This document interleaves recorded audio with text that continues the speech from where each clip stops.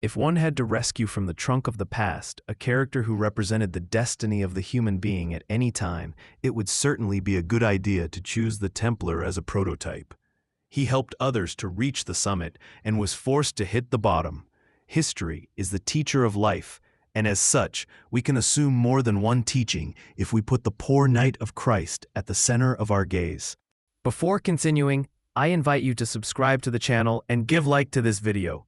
Your support helps us to continue creating interesting content about the story and its characters. Don't miss it.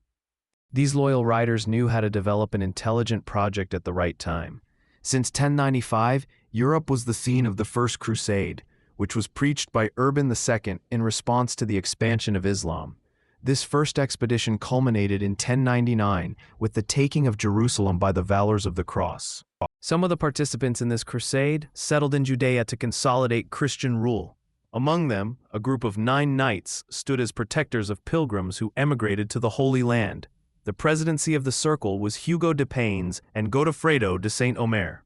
In 1128, the Council of Troyes was convened to confer official recognition on the Mesnil. The daily life of the monk soldier was composed of passages of simplicity, poverty, chastity, and prayer.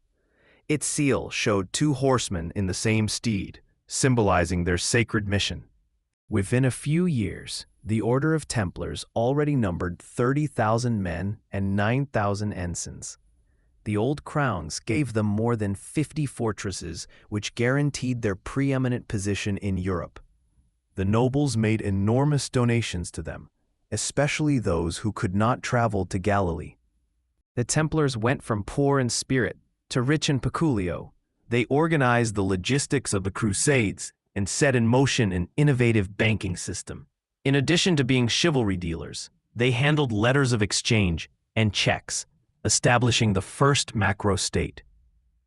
During his participation in the reconquest of Jerusalem, the temple was in charge of guarding large sections of the Way of James.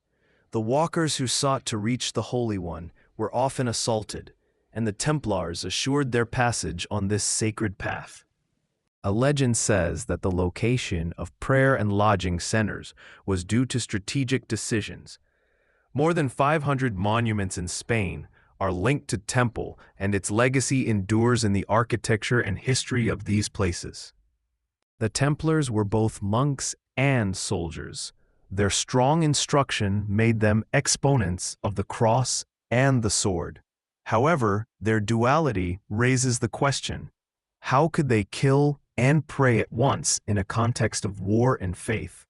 This elite army was able to engage in dialogue with Muslim princes.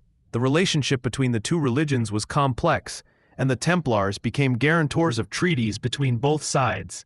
However, their closeness to Rome also brought them enemies. Finally, the trial against the Templars marked the end of his era. Accused of satanic practices, the last Grand Master, Jacques de Molay, was executed.